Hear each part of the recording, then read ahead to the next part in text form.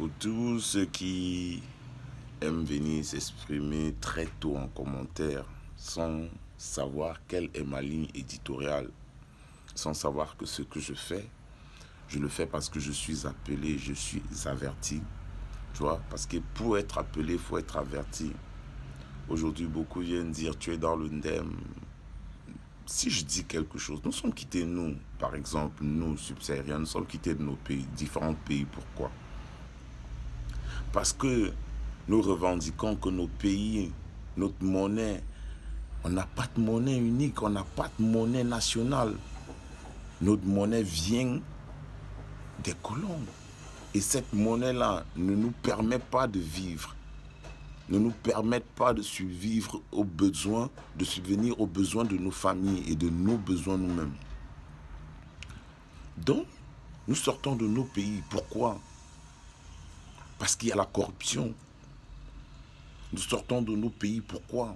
Parce que les institutions sont moribondes.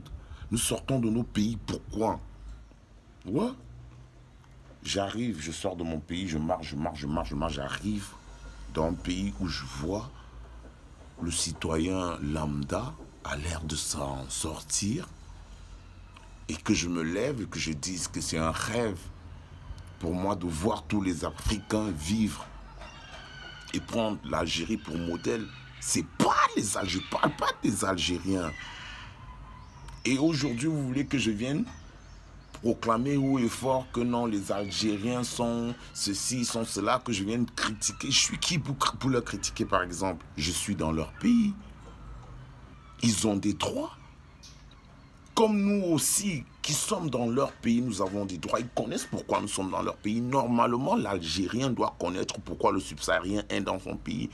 Le subsaharien ne vient pas dans son pays pour l'envahir. Le subsaharien vient dans son pays parce qu'il est de passage, parce qu'il cherche soit à sauver sa vie, soit il cherche un lendemain meilleur, soit il cherche à sauver sa famille, soit il y a beaucoup de raisons. Donc l'Algérien doit être conscient de ça. Oui, nous voyons, nous, par exemple, il y a des Ivoiriens, ils voient leur pays qui est pillé, leur pays qui est, comment je vais dire ça, qui a été donné. Aujourd'hui, ils sont fiers des infrastructures, mais non. Ces infrastructures viennent de qui? Mais quand nous arrivons ici en Algérie, nous voyons comment les Algériens se battent à construire leur pays. Pourquoi on ne va pas plébisciter ça? Ouais, je connais ce que vivent mes frères dans le désert. Je connais ce qui se passe. Je connais ce qui se passe en Tunisie. Je sais qu'il y a des Algériens qui traitent très mal des frères subsahariens parce qu'ils ne comprennent pas pourquoi ils viennent. Vous allez lire en commentaire, il y a des frères qui sont morts sur cette route du désert, qui ont perdu la vie. Aujourd'hui, quand je viens dire, par exemple, ne compliquez pas la route, ne montez plus, ne montrez pas ceci, non, c'est pas parce que je ne veux pas que ceux qui sont là aujourd'hui qu'on dit qu'ils ont gâté la route.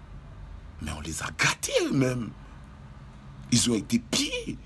Ils sont venus ici avec un rêve. Personne n'est parti de son pays pour venir être coxeur ou passeur, peu importe quoi que ce soit. Non. C'est parce qu'il a été secoué, il a été touché, il a été démoralisé. Il a fallu qu'il garde la tête haute, qu'il continue à croire son rêve pour aujourd'hui être toujours là. Peut-être qu'aujourd'hui, il a des intérêts qui protègent et tout. Mais mon frère, comprenons-nous. Quand tu quittes de ton pays, tu décides de traverser le désert avec tout ce qu'il y a comme difficulté et épreuve, étape en route.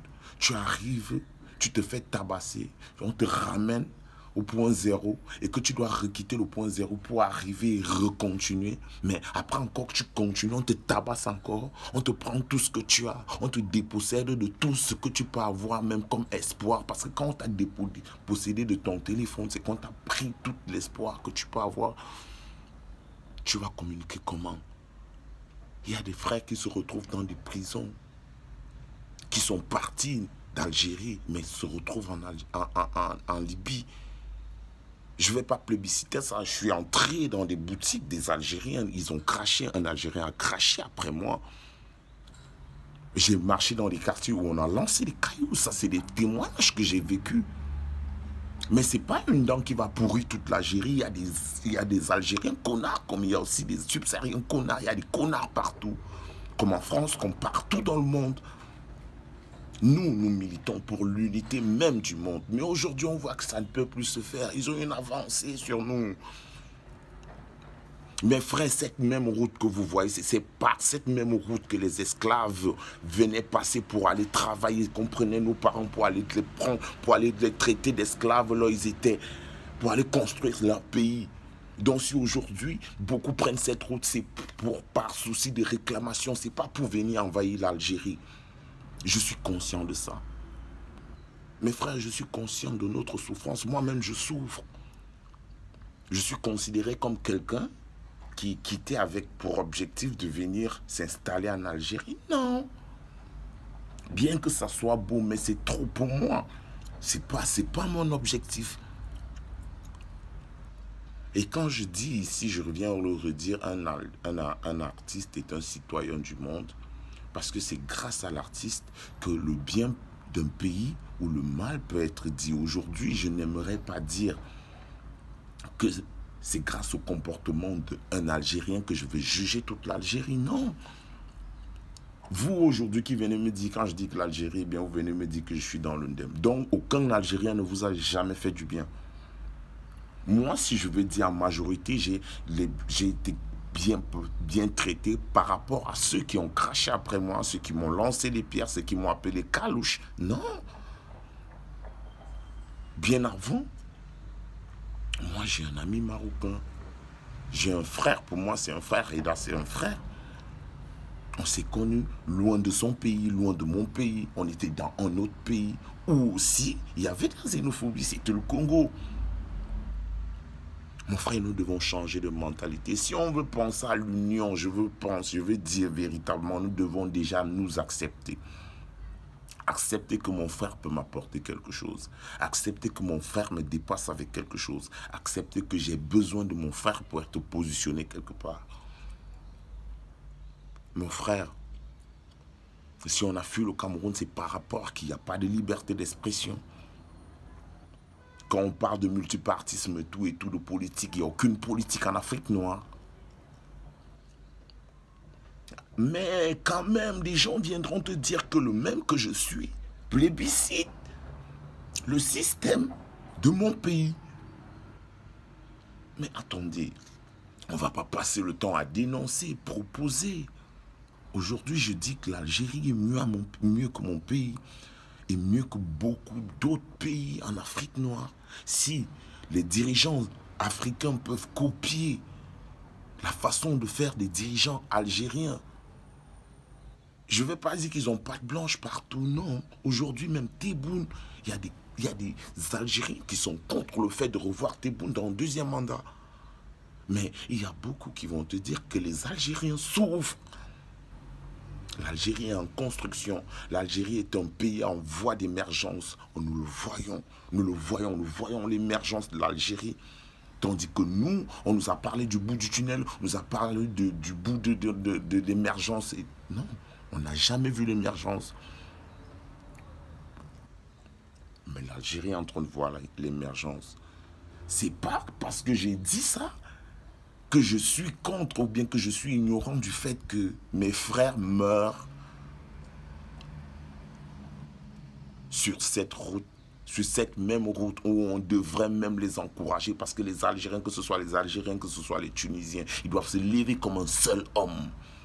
Dis mes frères, si c'est pour aller revendiquer, parce qu'on ne nous entend pas, on ne comprend pas. Pourtant on a une voix. Et actuellement l'Afrique, moi, je suis fier d'être africain.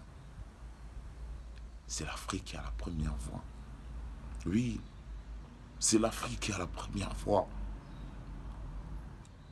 Donc, mes frères, excusez-moi vraiment, tout ce que vous vivez, je le vis. Je l'ai vécu et je le connais. Et aujourd'hui, je ne viendrai pas dire que il faut arrêter de faire cela, il faut arrêter. Je suis personne pour juger quelqu'un, je donne juste mon avis. Et si mon avis arrive à blesser ou offenser quelqu'un, je m'en excuse. Oui, mais c'est juste mon avis. Il peut être considéré ou pas considéré. Merci.